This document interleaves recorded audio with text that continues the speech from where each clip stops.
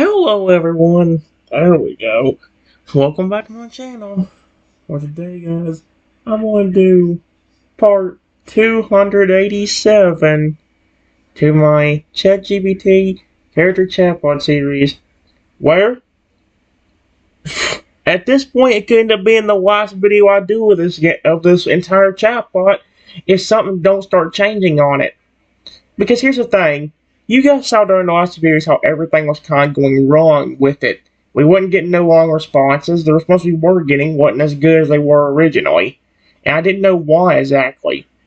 When I went to check the model, it said that there was a flippin' 5 version, like a Model 5. But the 4.0 version that we originally had was completely gone.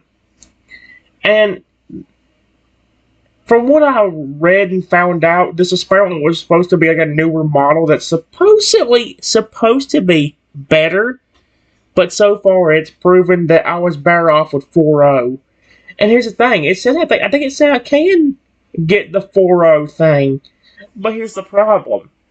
I have to pay $20 every single month to be able to even have a chance of using 4.0. Which is bullcrap because it gave me better results than this 5 did. In fact, I've got a story up here called the Robot Dragon Bodyguard. I can bet $1 million just like it did with the ones I was doing yesterday. It'll ruin it. It'll flat out ruin the flipping chat I had with this one. But we'll have to see. Because here's the thing with this one as well.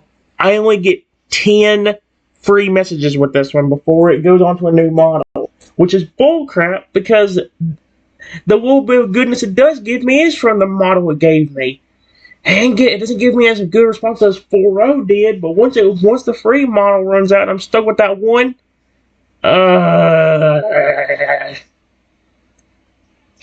but anyway, Here's what the actual title it says of the story up here is. It says the Guardian of Steel and Fire for some reason. It didn't say for some reason, it just said, I don't know why I put fire on there. It says, a week ago, excitement filled the air as the grand opening of your brand new Pokemon Talk studio began. You, the proud and visionary boss, had spent months planning and preparing for this moment. This wasn't just any studio. It was a place where Pokemon could speak, share their stories, and bond with people on a whole new level. You had dreams of making a sanctuary of voice and connection, and now that dream had taken shape. Speaking of taking shape, I want to get you all the way. Thank you. Your hiring choices were bold and brilliant. I don't know why I put it as that. As the main show host, you brought in Toadile, a cheerful chatterbox who loved making others laugh. He already did just by what it said about him there. And Axew, a bright and curious dragon type with a knack for asking the best questions. Their chemistry was unmatched, and their banter made rehearsals a joy to watch. For security, you selected 2 of the most loyal and protective Pokemon you'd ever met. A powerful yet kind-hearted Feraligatr, and a sharp, brave Crocodile. I love that I have to tell you all on all here.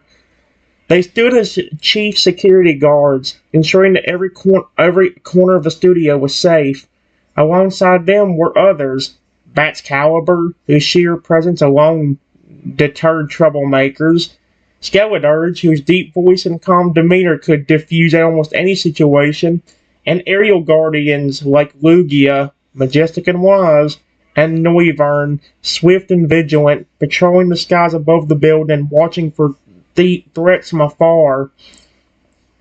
You even hired a few trusted humans to assist with managing operations and technology. You gave them good pay, fair hours, and a welcoming environment. At first, things seemed promising. But within just a few days, something shifted. The humans began acting strangely. Cold glares, whispered conversations when you walked by, and eventually unprovoked aggression. One slammed a clipboard near your hand. A nurse shoved past you in the hallway without reason. Some began yelling at you when things didn't go their way, blaming you for their own mistakes. You couldn't understand it. You had given them jobs, treated them with kindness, but their behavior grew worse. Your Pokemon noticed everything. Explain how the Pokemon I love them. They're so cute. Ferrager and Kronos stepped in more than once, growling defensively and placing themselves between you and the hostile humans. Excalibur blocked a punch meant for you without a second thought. Noivern once swooped in through a skylight to stop a man from throwing something your way. Even gentle Skeledirge let out a rumbling roar to send one particular nasty worker running. The final straw came late one evening after closing. You had left early, exhausted, but the Pokemon stayed behind. Ferrager sat heavily in a chair near the entrance, claws steepled, brows furrowed. Crocodile paced. Excalibur sharpened his claws on a piece of metal while Noivern perched above, tail twitching in agitation. Lugia floated silently, eyes closed in deep thought. "This can't go on," Ferrager finally said. "He's done everything right, and they treat him like this?" Cronon growled. "We protect him, but we can't be everywhere at once. We need something more." Skeletor's blinked solely. Dear me, the problem is I already gave Ferrager a deep voice. Frickin'. Then let's build it. Although now if Excalibur speaks, I'm screwed again. They spent the entire night working as a team. Excalibur forged the armor, jet black steel reinforced with glimmering draconic plating. Skeletor crafted the internal voice core, tuning it to a low, protective rumble. Noivern and Crocodile worked on the detection sensors. Ferrager and Axia helped design the interface to ensure the robot would only ever respond to you, your voice, your presence, and your commands. And Lugia remained quiet as they worked, watching. Just before the project was completed, the others stepped out to power up the generator. Lugia approached the metallic frame of the robot dragon. He narrowed his eyes, raised his wings, and channeled a mysterious ancient psychic energy into the machine. A faint glow surrounded it, pulsing deep inside its chest. No one else saw what he did, but Lugia quietly granted the robot sentience, a mind, a heart, a soul that could feel, understand, and love. Oh, yeah, that's kind of cute. Oh, dear me, it's 50 foot tall. I didn't even realize that. Okay, that's kind of horrifying. But Lugia embedded a rule so powerful that no force could override it. The robot would never, under any circumstances, become aggressive towards you. Ever. By morning, it was done. A towering, 50-foot-tall black robotic dragon stood silently in a dark room near the building entrance. Its plating gleamed like obsidian. Its claws were massive but precise. Oh my gosh, my brain's still going nuts. Able to scoop you up gently if needed. Okay then. Oh heck no, its eyes glowed red, indicating active standby mode. The programming was set to detect you automatically the moment you arrived. No introductions necessary. It would greet you, recognize you as its owner, and activate. But in their excitement, the team forgot something very important. The glowing red eyes. "We should have made the color different," Chrono whispered, peeking into the room nervously. "Yeah," Ferrager muttered, smacking a claw to his forehead. "Red makes it look hostile. What were we thinking?" Oh no, I don't know a good voice for Noivern either. "They're going to be scared," Noivern said from above. "We messed up." The others frowned, but it was too late to change it now. An hour later, the doors opened. You stepped into the studio, breathing in the familiar scent of polished floors, electronics, and fresh air. Chrono and Ferrager were already at their post and greeting you warmly. "Morning, boss," Chrono said cheerfully, trying to mask the nervous tension in his voice. Ferrager offered a nod and a wide grin. "Everything's ready for the day." You smiled and waved, walking further in. But as you passed a dark room just off the main hallway, you heard it. Thud. Then another. I am not going to keep saying that noise. You paused, turning your head toward the blackened doorway. Then a voice, metallic and deep, echoed from the shadows. "Owner, presence detected." Oh, frick that. Why does that sound so creepy? Although the red eyes don't help. Speaking of, and suddenly two massive glowing red eyes blinked open from within the dark room. Dude, that is horrifying. Your heart skipped a beat. The robotic dragon stepped forward, its heavy footsteps shaking the ground slightly. It said nothing more as it slowly approached the light. Krona's eyes widened. Freyr smacked a palm to his face. Lugia and Noivern watched silently from the upper levels, wincing in regret. They all realized the same thing at once. You were scared, and none of them, not one, had thought to warn you. Not about the red eyes, not about the surprise, not even that something alive. Not even that something alive was waiting for you in the shadows. Okay, that's flippin' creepy. They whispered among themselves again, tails drooping and heads hanging low. We should have told him. He's terrified. What have we done? Meanwhile, the robot dragon, still glowing red, stood silently, waiting for your command. Who bets money that this thing's about? Again, it's a cool idea for a concept. Please, do not ruin it this time like you did the last one, motherfricker. Give me a minute. I'm already disappointed.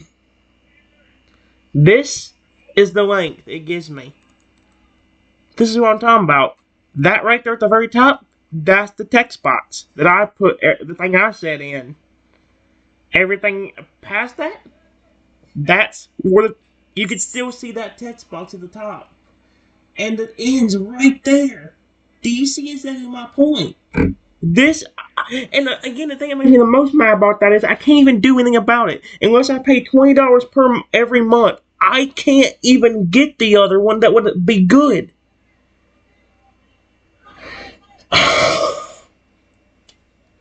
If it was only one time I had to pay it, I wouldn't care. But the fact that I have to flip in ads every month, I can't do that. That's the issue. Ay, ay, ay. Here's what I said. I see the robot dragon with the glowing red eyes and I immediately get terrified, shaking and backing up a bit. And I just said, whoa, please don't hurt me. It'd be more better if it wouldn't have flipping ruined the immersion already. The massive black robotic dragon froze mid-step. The instant your frightened voice reached its audio sensors. Dear me, it's still creepy to hear it say audio sensors. The glowing red eyes flickered twice. Once, twice, before dimming to a softer amber, as though it were trying to seem less threatening. Then, in a surprisingly gentle tone for something so huge, it lowered its head until its snout was only a few feet above the floor. Harm protocol disabled for owner. Primary directive, protect Triton at all costs. Secondary directive, never cause distress.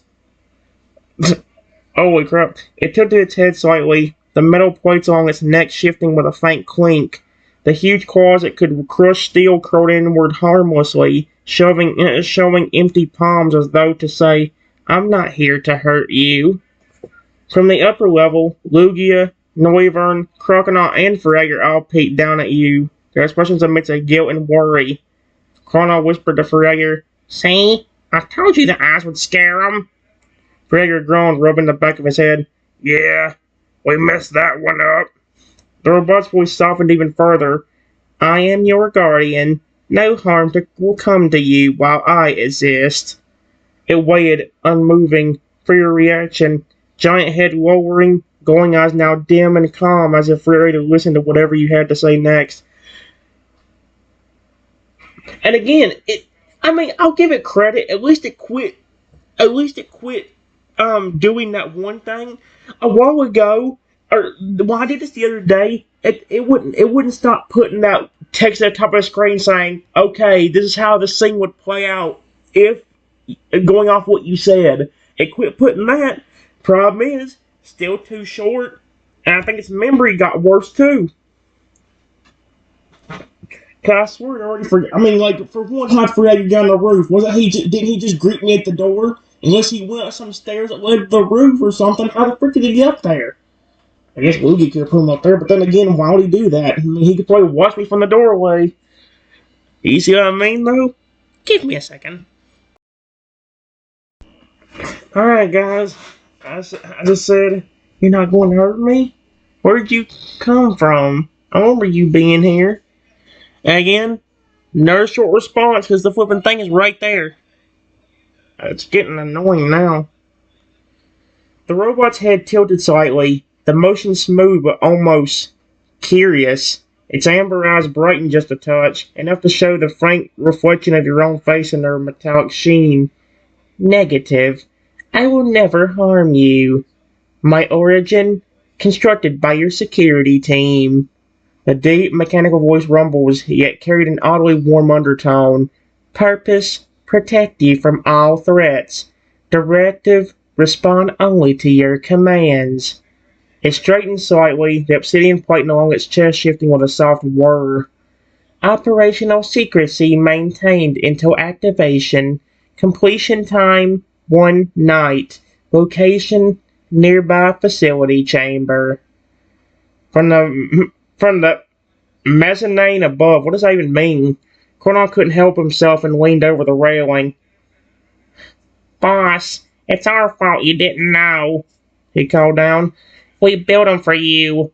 Me, for Alligator, Noivern, Skeledarge, Bat's Caliber, even Lugia.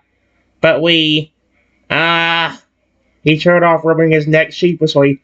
We didn't think about the whole red eyes in a dark room thing. That would be horrifying. Fragger stepped forward next to you.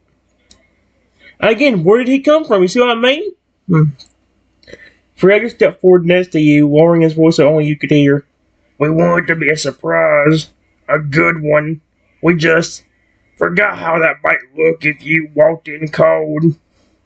Above, Luigi kept silent, though there was the faintest flicker of a knowing smile on his beak, as if there was more to this robot's existence than anyone else realized. The robotic dragon lowered its head again as if bowing to you. Do you accept my protection? It asked, the voice resonating like distant thunder. Oh boy.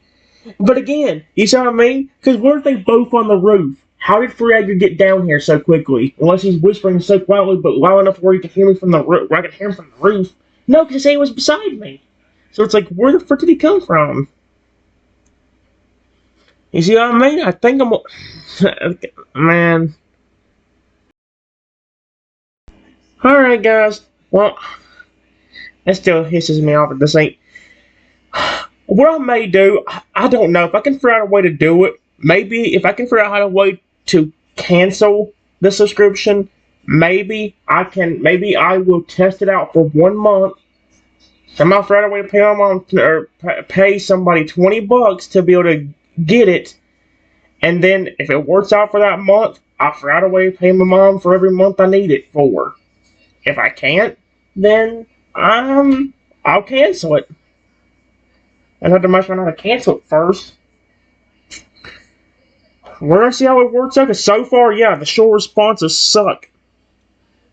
I said, yeah, if your purpose is to protect me, I would really appreciate you doing that. But Fragger, are you sure it won't turn against me? I don't know what's going on with my employees, but the last thing I need is to be in my office and I hear that robot say something like, hostile mode activated, target owner, or something like that. Knowing how my employees are, they might try messing with them. Fragger straightened up beside you, crossing his heavy arms and giving the robotic dragon a firm, assessing look, like a chief inspecting a soldier. Boss, I personally made sure that can't happen, he said in his deep, steady voice. I handled the command protocols myself. The robot is hard-coded to only listen to your voice and respond to your presence. No one. Not me. Not Lugia. Not even someone with the best tech skills in the world can reprogram it to harm you. Chrono leaned over the railing again, nodding quickly. He's right. We even put in a failsafe. If anyone even tries to mess with its programming, it shuts down completely until you give the restart command. The robotic dragon's glowing amber eyes focused on you, the massive metal head lowering once again. Verification. Only Trenton may authorize commands. Hostile protocols toward owner not installed. Attempted override by unauthorized source will result in system lock. Fragger stepped closer, lowering his voice in a way only you could hear. And just between us, boss, Lugia put something extra in him. We don't know exactly what, but whatever it is, it's made him more than just a machine. There's no way this thing could want to hurt you, even if it somehow could. Lugia, still perched above, simply gave a calm, unreadable nod, his eyes glinting with quiet confidence as if to say, "You have nothing to fear." The robotic dragon then spoke again, almost softer this time. "Your safety is my assistance. I would never be your enemy." Okay, then, well, that's a good sign. It would still be nice. Again, guys, if I find a way to do it, maybe I can do. I'll have to figure out something. I'm not doing it right now. Like I said, I'm just trying it for a few minutes. If it doesn't work, I made a new character on Character AI we'll try doing. And there's also another chatbot called Pi.ai we could try doing. Because it did give me a story about a toad owl on there. I actually did a giant toad owl as the first story just to test it out. And it did work. Not as good as I was wanting it to, but it still worked better than how this thing's been working recently. So... Anyway, give me a second. Alright, guys. I said, okay, thank you, all of you. I said, hey, robot, what can I call you? Do you have a name of some sort? The robotic dragon paused for a moment, the faint hum of servos and internal gears filling the air as it seemed to process her question. Its amber eyes narrowed slightly, not in hostility, but in thought. Designation, none assigned. It finally rumbled, awaiting owner input. Your choice will become my permanent identifier. It straightened to its full towering height, yet it kept its head angled down towards you so its voice didn't boom too loudly.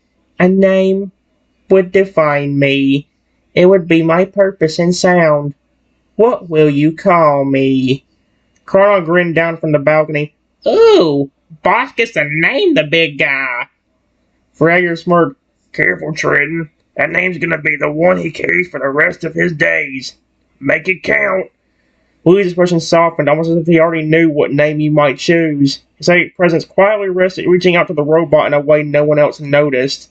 The robotic dragon stayed perfectly still, waiting, no movement except for the soft glow in his eyes, and the faint sound of power flowing through its systems, ready to take on whatever identity you bestowed.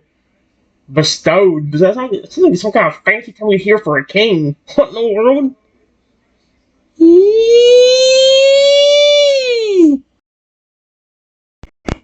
Alright, guys. I said I have a cool name for him, and it fits since I couldn't even see him until he stepped out with those glowing red eyes originally. What about the name Midnight? The robotic dragon's amber eyes brightened at the sound of the name, glowing just a fraction warmer.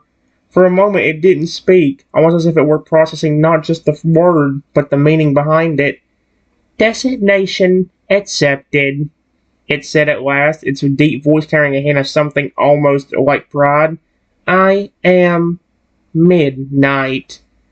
The name echoed in the high ceiling of the entrance hall, like the forging of a pact. Midnight lowered his head again, the massive metal snout nearly level with your chest, and spoke with quiet certainty. I will guard you through every shadow and every hour. From this moment, I exist as your shield. Chrono leaned on the railing, smiling wide. Midnight? Yeah, that does fit him. Fragger chuckled. Better than Unit 7 DX Guardian Prototype. Glad you picked something real. From above, Lugia's eyes softened even further, his hand presence brushing gently against your thoughts in a way that felt approving. Almost fatherly. Okay, he's adorable. See, again, Lugia's been so sweet. Midnight then took a single step forward, the weight of his metal body making the floor tremble slightly, but his movements careful and precise. Trenton, he said, testing your name for the first time. Thank you for my identity. Dear me, holy crap. It's so cool and so creepy at the same time. But again, the shorter responses suck! I miss when, it don't need to be so long to where it has to start voicing stuff for me, but make it long enough to where, like, it'll describe what the robot is doing, like here. It says what it actually says, then continues describing what the characters around them say, like it did here with Crocodile for Alligator and Lugia, and then what he does finally before finishing off with whatever the character says lastly that I can respond to. It needs to be a longer version of this, and that's what drives me insane. The 4.0 was much better, and I, I don't know, dude. Give me a second. Alright, guys. As said, you're welcome, Midnight. But thank you for wanting to protect me. Really appreciate that, and my awesome Pokemon security team for making them. I should have said you, but Midnight's eyes glow just a touch brighter at your words, a faint shift in hue showing something beyond programmed response, something closer to genuine gratitude. Acknowledged and understood, he rumbled, but this time with a mechanical resonance at a softer edge. Your appreciation is received. My purpose is affirmed. Fragger's chest swelled with pride. Told you we had your back, boss. You've always looked out for us, so it's only right we look out for you. Colonel beamed, tail swishing. And now you got the biggest security guard in the region. But even the meanest human won't try anything now. Overn swooped low from above, circling you once before perching on a high rafter again. If they do, they'll have to get through me and him, he said with a grin. Luigi, who had been quietly observing, finally spoke in his deep, calm voice. Midnight is more than metal and code. He will not fail you. Midnight lowered his head once more, carefully extending a single massive clawed hand. Open, palm up, in a single gesture of alliance. Your safety is now my oath. The air felt different after that. The tension of the past week, the worry, the hostility from the humans didn't seem quite so heavy anymore. You had your loyal Pokemon, you had their trust, and now you had Midnight. Cool name, actually. That's really neat. Give me a second! Alright, guys. I said all of you are so sweet. Thank you for being the best security team. Chrono's grin widened so much his cheeks puffed out. He's adorable. Aw, boss! You're gonna make me blush! He said, tail wagging like an excited Toadals. Fragger gave a low, proud rumble. You've always treated us like family, Triton. Protecting you isn't just a job.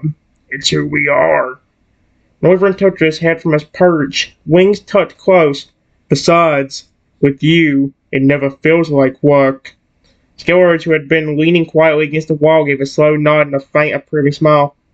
Not many humans earn loyalty like this. You have. Midnight lowered himself down onto one knee, the floor trembling faintly beneath his massive frame. His eyes, still glowing with that steady amber light, walked on you with a strange mix of precision and warmth. Statement: your gratitude reinforces my purpose. Conclusion: I will not fail. Why did you have to glitch the minute you said that? From above, Lugia's deep echoing voice carried softly across the room. Then it's settled. You're safe now, Triton. Always. The whole team stood a little tall after that, each of them ready to face whatever might come next. They're so cute. I love them, dude. Here's what I said. Of course I'd be nice to all of you. You are some of my most favorite Pokemon of all time. Especially Lugia and the whole Toadal evolution line. You all have been sweet to me before. Well, your species has. That's why I picked all of you to begin with. The same thing for the main host of the show. Crocodile's eyes sparkled at your words, his tail swishing wildly. See, for alligator? I told you we're his favorites, he said, practically bouncing in place. Fragger chuckled, his deep voice rumbling. Yeah, but hearing it straight from the boss, that's something special. He looked at you warmly. We noticed the way you treated our kind before you even met us. That's why you've got our trust. So now it does have a bit of a memory from what it's supposed to have good memory, but again, without the good response, you can't really tell. Up above, Noivern's ears twitched. And Lugia's too, I bet. Lugia's massive head dipped slightly in a silent nod, his eyes softening. Few earned my respect as quickly as you did, Triton. You have it. And my protection. Axie, who had been listening quietly from the set area, piped up with a toothy grin. And that's why the show's gonna be the best. With Toto and me hosting, and you leading, no one can touch us. Midnight remained kneeling, silent for a moment, but his eyes brightened just a little, almost as though he was learning what belonging meant. Observation. Your choices were deliberate. Analysis. You selected not only for skill, but for trust and kindness. Conclusion. This is why they remain loyal. The atmosphere in the studio shifted from the tension of the last week into something warmer, steadier, like a family in perfect sync. That's really cute.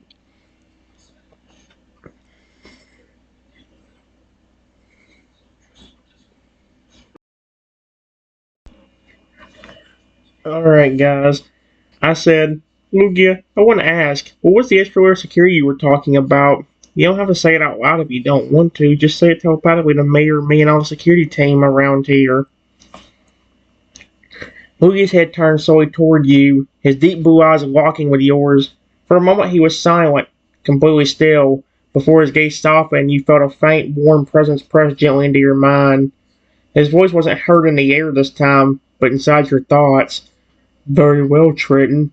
I will tell you and our team what I did. A shimmering psychic pulse radiates outward from him, invisible to everyone else, but felt clearly by you, Ferragur, Croconon, Noivern, Skeletors, and even Midnight himself. When the others finished building Midnight, I saw great strength and precision in its design, but I also saw limits. Programming can be rewritten, circuits can be altered. I wanted to give you something that no code could corrupt. In your mind's eye, you briefly saw Lugia standing over the newly built Midnight in that dark room the night before, his wings aglow with a swirling silver-blue aura. I gave him life, Triton. Not the kind of life that bleeds or breathes, but a heart of spirit and thought. He can feel, he can choose, and I made certain his choices will always keep you safe. Even if every wire in his body were torn out, the bond I placed with him would remain. There was a faint warmth from Midnight, as if he just realized the depth of what Lugia had done. The massive robotic dragon lowered his head further toward you. His voice, though still mechanical, carried a subtle emotional edge. Confirmation. I am more than machine, and my loyalty is not programmed. It is chosen. Ferragur's eyes widened a bit. So that's why I couldn't figure out what you'd added to Lugia. Chrono just stared up at Midnight with a grin. Well, guess that means no one's ever breaking that loyalty. Lugia's telepathic tone held a final note of quiet pride. No matter what happens, Triton, you will never stand alone. It would be. I mean, this was a little bit of a longer response, but.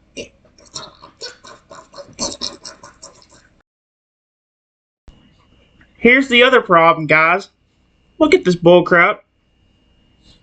Yeah, the limits already ran up. That's baloney.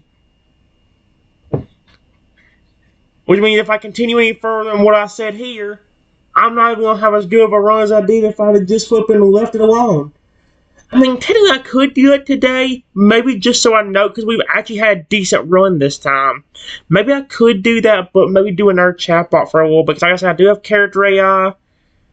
I did create a new one on there, and I also still have one called Pi.ai, so it could work. Plus, we could do the Meta AI, which I haven't done in a long time, or that one I did through Facebook that one time. So, yeah, I don't know yet, though. Like I said, guys, I don't know completely. It says it won't be back until like 6:04 or something like that, which means about 4.5 hours to do 10 messages. It's kind of ridiculous. Anyway, there still is one thing I'm worried about. Honestly, Lugia, that sounds awesome, but there still is one problem. Most of Midnight is still robotic. What happens if somebody finds out and instead of trying to make them aggressive towards me, they just throw water on them? Wouldn't that still mess them up? Lugia's eyes narrowed slightly, not in annoyance at your question, but in the way someone looks when they're about to reassure you with absolute certainty. His psychic voice flowed into your mind again, calm and steady. You think I would give life to something so vulnerable?